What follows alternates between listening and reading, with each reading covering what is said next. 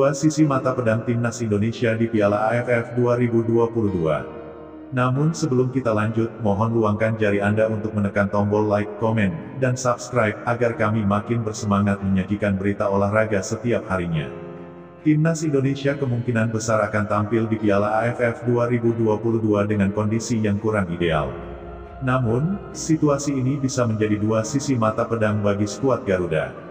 Piala AFF 2022 akan berlangsung mulai tanggal 20 Desember atau 1 bulan 2 pekan lagi. Masalahnya kompetisi sepak bola Indonesia sudah terhenti selama 1 bulan 1 pekan. Belum diketahui kapan liga akan berlanjut. Tanpa bertanding dalam kompetisi, diyakini pemain timnas akan datang ke kejuaraan ASEAN di tahunan itu dengan kondisi tidak prima. Kalaupun prima, sentuhan pemain dipercaya menurun tajam karena lama tidak bertanding. Ini berbeda dengan pemain-pemain Vietnam dan Thailand sebagai dua calon kuat juara yang masih bertanding dalam kompetisi.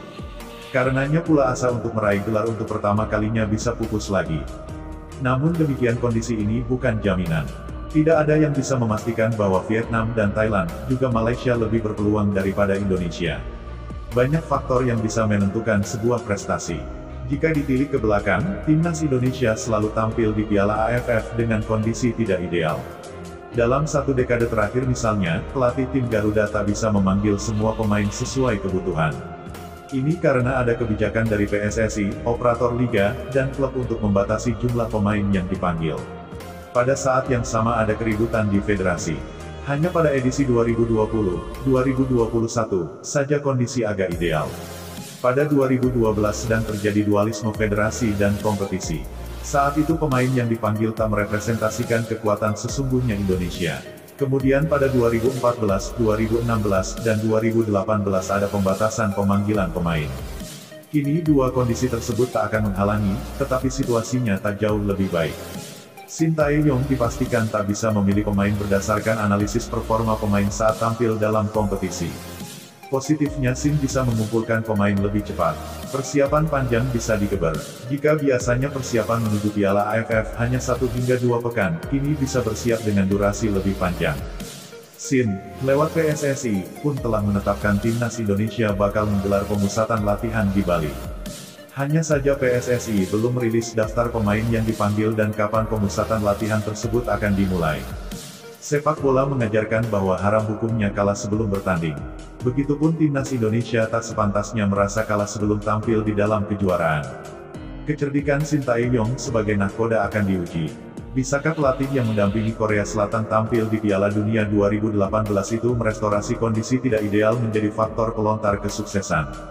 Saat tampil di Piala AFF 2020-2021, Shin bisa membangkitkan mentalitas skuad yang didominasi pemain muda macam Pratama Arhan, Witan Sulaiman, hingga Rahmat Irianto.